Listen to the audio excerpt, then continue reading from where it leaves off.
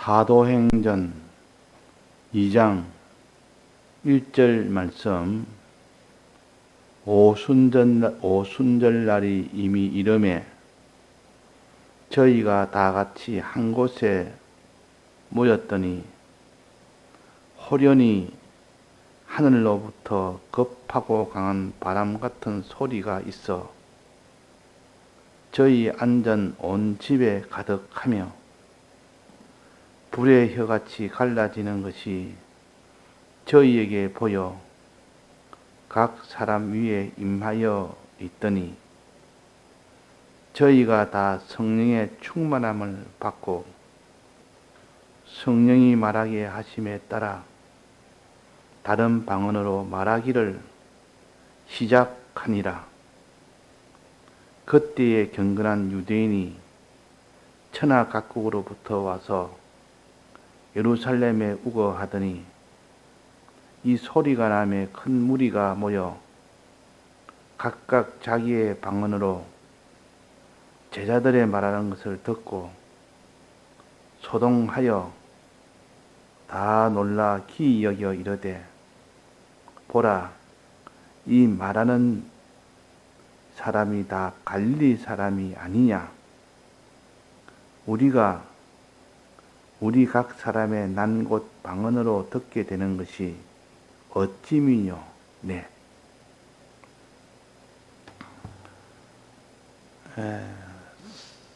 사도행전 2장은 성령이 처음으로 예수님 부활하시고 난 뒤에 본격적으로 임하시던 그 기록을 보여주십니다. 이 성령의 임함은 이렇게 임하신다 하는 것을 최초로 이 성도들에게 보여주신 사건입니다. 그러니까 성령의 은혜는 항상 사도행전 2장을 보면서 이렇게 성령이 임하시구나. 그 앞에는 우리가 성령이 어떻게 해야 임하느냐 하는 것을 배웠고, 이제 오늘 사도행전 2장에는 어떻게 성령이 임할 때 어떻게 나타나냐 하는 것을 여기에 기록을 했습니다. 그러니까 이 성령이 오시면 우리에게 어떻게 나타나느냐, 여기에 세 가지로 표시를 했습니다. 첫째는 성령이 임하시면 호련히 하늘로부터 급하고 강한 바람 같은 소리가 있다.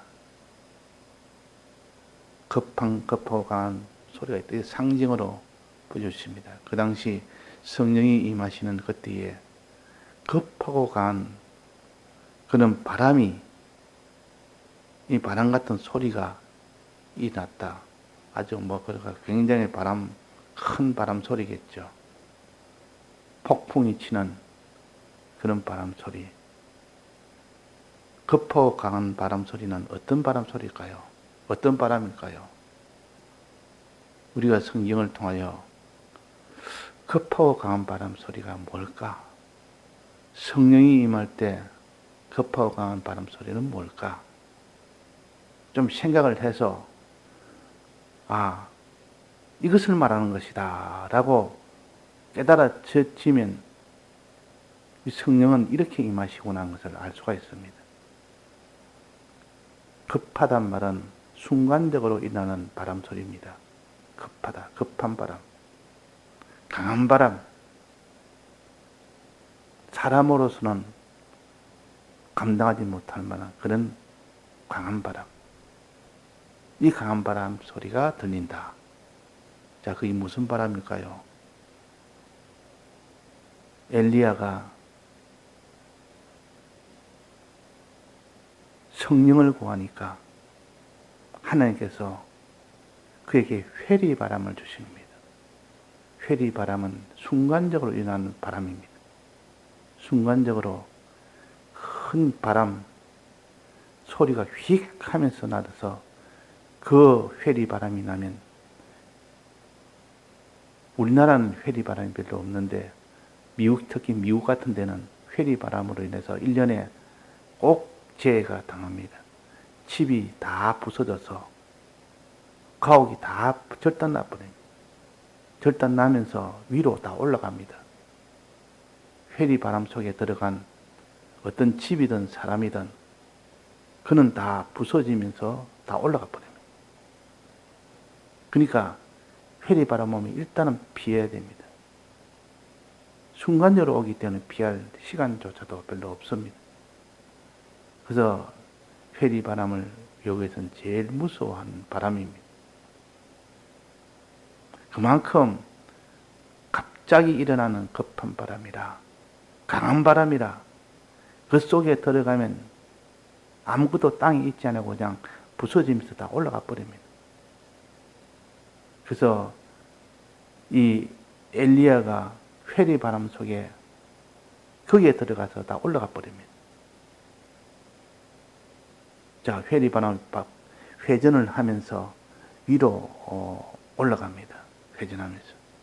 성령의 역사는 이와 같아. 성령의 역사는 올라가는 역사라. 올려주는 역사라. 어디로? 하늘나라로 올려주는 역사라. 우리의 구원은 성령을 받아야만 예수님 성천하듯 우리가 성천이 됩니다. 회리바람이란 성령바람이 불어오지 않으면 올라갈 자는 없습니다.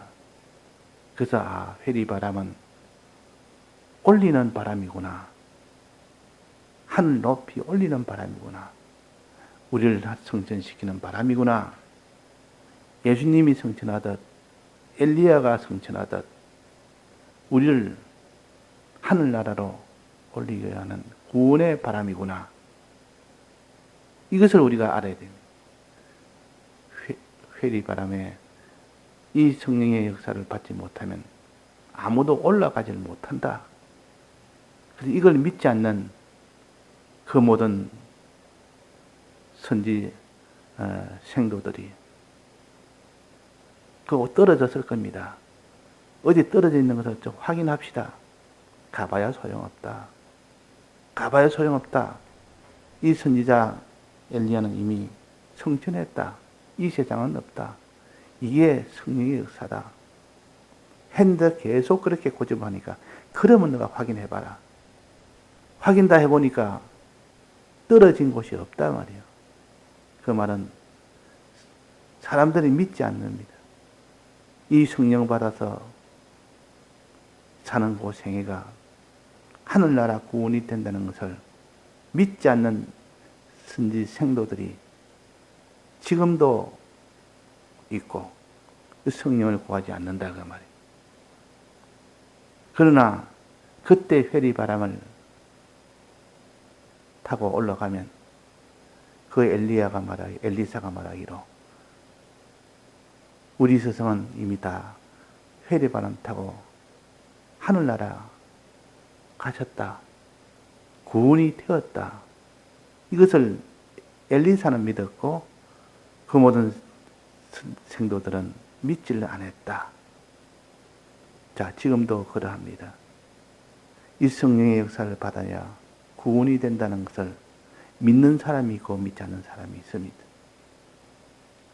그 여기에 말씀해 주시고 호련히 하늘로부터 급하고 강한 바람 같은 소리가 있어 저희 앉은 온 집에 가득하여 저희가 앉아있는 온 집에 가득하여 그 집안에 있는 자는 누굽니까? 집안에 있는 사람 누굽니까?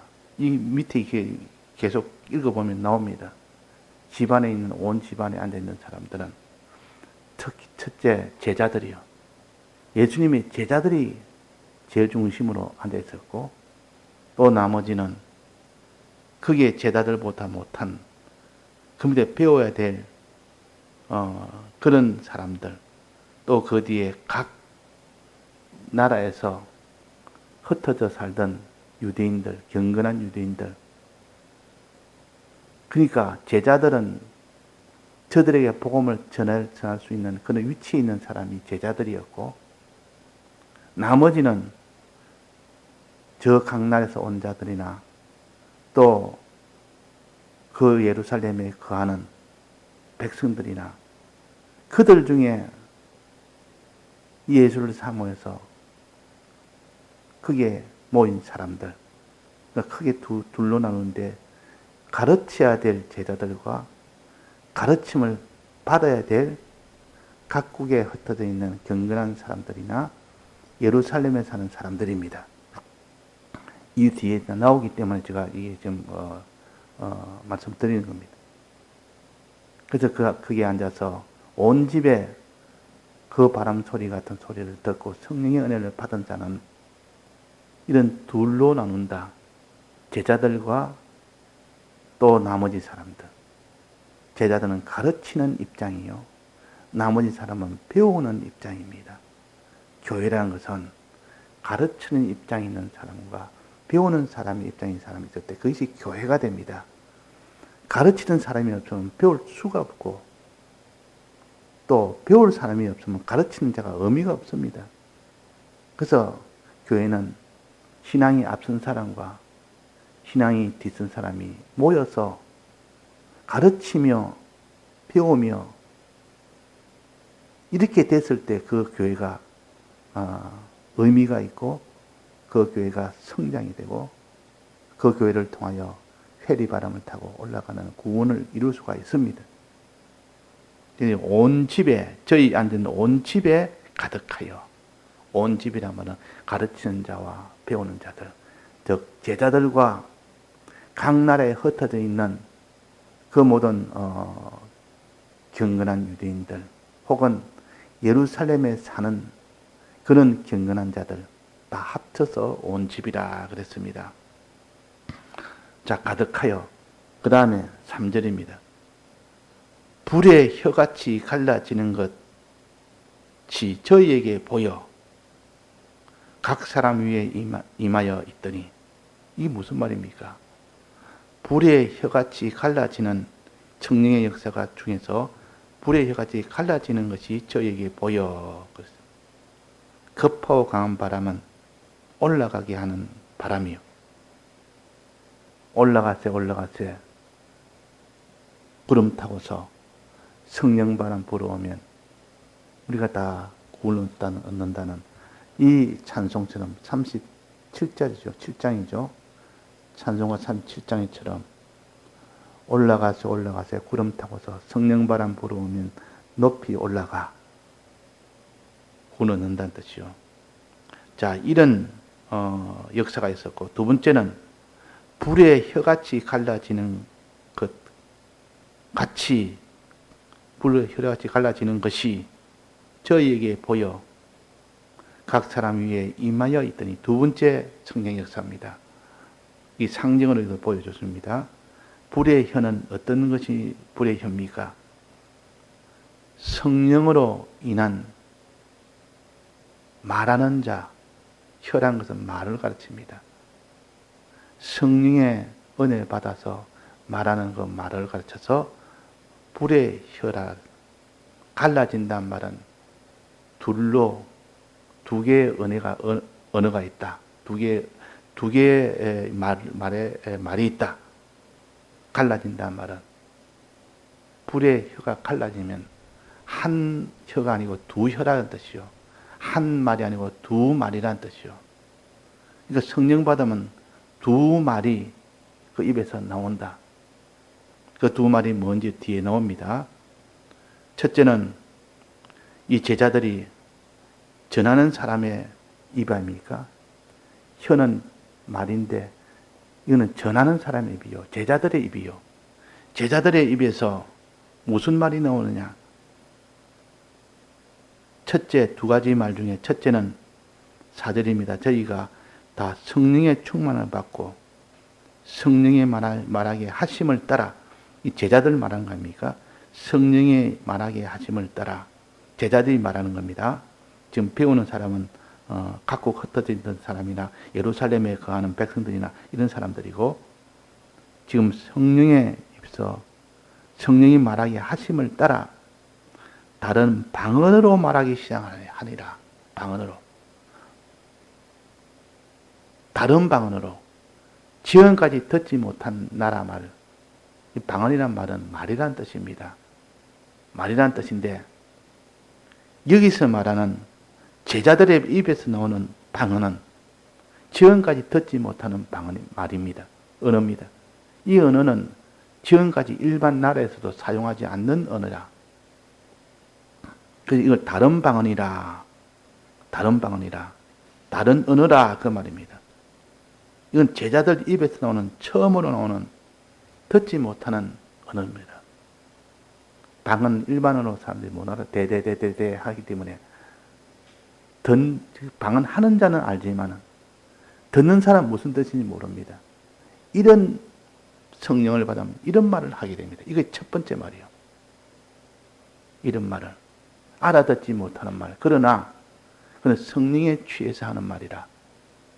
그 속에는 하나님 뜻이 있는 말이라. 그는 알아듣지 못하는 말이라. 알아듣지 못하는 말을 합니다. 그러니까 이것이 우리가 방언을 들어보면 무슨 말인지 모릅니다. 그러나 본인은 압니다. 본인이 모르는 방언은 방언이 아닙니다. 그래서 방언도 필요하고 또 뭐도 필요하다 했습니까?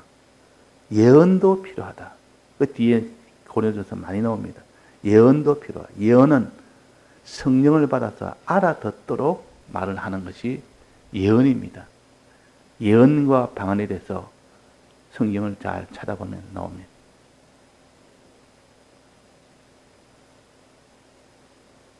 예언을 사모하고 예언하기를 사모하고 방언을 금하지 말아라. 방언도 필요하고 예언도 필요한데 그러나 방언은 하나님을 향해서 하는 것이고 예언은 사람을 향해서 합니다. 교회는 이 예언을 통하여 다른 사람이 다 알아듣고 배우는 겁니다. 그러나 방언을 금해서는 안 된다. 방언 하나님에게 하는 것이 방언이기 때문에 그 방언의 역사를 통해서 하나님을 기쁘시게 할 뿐만 아니라 예언은 사람을 기쁘시게 하는 덕을 세우는 것, 사람에게 덕을 세우는 것이 예언이요. 방언은 하나님을 기쁘시게 하는 것이 방언이요. 하나님과 둘만의 관계에서 이렇게 알 수 있는 그 언어로 말하는 것이 방언이다. 그게 필요 없는 것이 아니라 필요하다.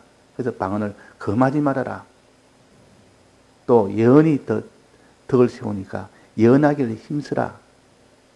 이 방언과 예언이라는 두 언어를 성령 받은 자에게는 이 두 언어를 사용합니다. 그래서 구원을 다 듣는 자에게 구원이 이루어지도록 합니다. 그래서 불의 혀같이 갈라진다 말은 두 언어를 사용한다 그 말입니다. 예언이라는 성경을 다 풀어서 알아듣도록 이렇게 말하는 예언의 요 혀가 하나 있고 또 하나는 성령 받으면 방언을 하는 이 혀가 있다. 갈라지는 것은 둘로 가르칩니다. 이 방언을 하는 시절이 있다. 그럼 여기 지금 다른 방언으로 말하기 시작하니라 이런 예언이 아니고 방언입니다. 방언을 말한다가 말이 방언을 알아듣지 못합니다. 일반인은 알아듣지 못합니다. 근데 어떤 자가 알아듣냐? 방언은 알아들을 자는 일반적으로는 알아들을 수 없지만은 그러나 성령을 받은 자는 그 방언을 말하는 것도 은사요. 방언을 말하게 하는 것도 은사요. 또 방언을 통역하는 자도 은사라. 그 통역의 은사가 있습니다. 즉 방언을 말할 때 그 알아듣는 겁니다. 이 방언을 말하면 하나님 그 뜻이 해석을 해버립니다. 이게 방언을 말하게 하는 고린도전서 2장 10절에 보면 나옵니다. 어떤 이는 능력 행함을, 어떤 이는 예언함을, 어떤 이에게는 영들 분별함을, 다른 이에게는 각종 방언을 말함을, 또 어떤 이에게는 방언을 통역함을 주시나니, 이 은사를 받으면 방언을 말하는 자도 있고 방언을 통역하는 자도 있다. 통역하는 자는 방언을 들으면 다 이해를 합니다. 자기 언어로 듣습니다. 무슨 말인지 알 수가 있습니다. 그래서 여기에 오늘 본문에서 방언으로 말하기 시작하니라.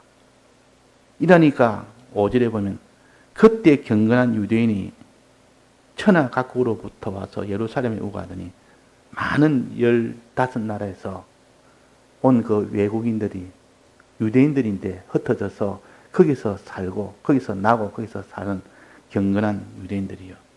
그들은 갈릴리 말을 모릅니다. 근데 이 지금 갈릴리 사람, 제자들은 갈릴리 사람인데 갈릴리 사람인 제자들이 말하는데 제자들이 말하는 것을 듣고 소동하여 다 놀라기 여기며 보라. 자기의 난곳 방언으로 제자들이 말하는 걸 듣고 제자들이 무슨 말을 하는데 분명히 방언인데도 자기 나라의 언어로 들을 수 있도록 해준단 말이에요. 그래서 8절에 우리가 각각 각 사람의 난곳 방언으로 듣게 되는 것이 어찌미뇨? 각각 우리나라의 각각 다른 나라의 언어를 가지고 있는 우리가 그 방언의 말을 다 들을 수 있다. 대대대 하는데도 듣는 사람은 다 통역이 되어버립니다. 동시 통역이 되어버립니다. 이 성령의 역사요. 듣는 자에게 임하는 역사요. 방언을 말하는 것은 말하는 자에게 임하는 역사입니다. 그래서 방언이라는 것은 예언은 아니지만은 특수한 경우에 방언을 말합니다. 그들이 외국인일 경우에는 알아듣지 못할 때는 방언을 말합니다. 방언을 말하면 방언을 통역하는 그 은사를 하나님이 줘버리면 그 말이 무슨 말인지 다 안단 말이에요. 자기 나라 말로 다 알아들린단 말이에요. 통역하는 사람은 영어를 못하는 사람이 있을 때 영어도 하고 또 한국어도 하는 사람이 들으면 영어로 말하는데 자기 말로 들리면 자기 언어로 다 들리는 겁니다. 영어 못하는 사람이 영어로 말하면 무슨 말인지 모르지만도 영어를 잘 아는 한국인들이 저 사람이 영어를 말하면 자기 나라 말로 들린다. 자기 나라 말로. 무슨 말인지 안단 말이에요. 그러니까 참 기이한 일이다. 영어를 한 번도 배우지도 않는 사람인데도 이 세상에서는 영어를 많이 배우니까 그렇게 알지만도 성령 받은 자는 그 나라의 언어를 한 번도 접하지 않았는데도 방언 통역의 은사를 받으면 바로 통역이 되어버립니다. 이 성령의 역사요. 그 성령에서는 크게 전하는 자에게 전하는 자가 하는 그 역사가 있고 받는 자에게는 통역하는 역사가 있고 그래서 방언을 알아듣는 겁니다. 지금 이 방언을 알아듣는 것은 자기 나라를 알아듣는 것은 저희도 놀랍니다. 너무 놀라서 신기하게 얘기했다. 어찌 다른 나라 말을 한 번도 들어보지 않는 말은 저 갈릴리 사람이 하는데 저들이 볼 때는 방언이고 알아듣지 못하지만도 우리는 방언에 통역의 은사를 받으니까 그 15나라에서 온 그 경건한 유대인들이 알아듣더라 그 말이에요. 알아듣더라. 우리는 성령의 은혜를 받으면 각자 형편, 입장, 사정이 달라도 부의 차이도 있고 학력의 차이도 있고 자라난 장소의 차이도 있고 문화의 차이도 있어서 성령의 은혜를 받으면 그 말씀이 다 자기에게 해당되는 말씀으로 들린다 그 말이에요. 이게 하나님이 통역의 은사입니다. 듣는 사람 입장에서는 통역의 은사요. 말하는 사람 입장에서는 방언의 은사요. 말하는 사람은 방언의 은사를 하게 되고 듣는 사람은 통역의 은사를 받아서 듣게 되고 그러면 처음 듣는 외국에 있는 사람이라도 다 알아듣는다. 예수 믿는 처음 사람이 와 50년을 믿은 사람하고 같이 설교를 듣는데 다 자기 형편 입장에서 알아듣고 깨닫게 됩니다. 50년 된 그 사람의 입장에서 알아듣도록 하나님이 통역해 주시고 처음 온 사람들 입장에서 알아듣도록 통역을 해 주시고 그래서 이 성령의 역사는 방언의 역사와 방언 통역의 역사라. 그러니까 다른 나라에서 온 사람들이 다 알아듣고 놀랐습니다. 이제 그 다음입니다. 그 다음에 예언의 역사에 대해서 나옵니다. 예언의 역사는 그 뒤에 14절부터 베드로가 설교를 하는데 그때는 예루살렘에 사는 모든 사람들아 그랬습니다. 이들은 예루살렘에 사는 사람에게는 예언으로 말씀합니다. 앞에는 방언으로 설교했고 이제는 예루살렘 사람들아, 예루살렘에 사는 사람들아 했습니다. 각국 흩어져 있는 외국에 사는 유대인이 아니고 예루살렘에 사는 사람들아 하고 이 설교를 합니다. 14절부터 쭉 있어요. 이거는 예언의 말씀이에요. 알아듣도록 말씀합니다. 우리는 방언의 역사도 필요하고 또 예언의 역사도 필요하다. 방언의 역사는 우리가 각 사람의 난고 방언으로 듣게 되는 것이 어찌미뇨. 같은 언어로 되어버립니다. 같은 언어로.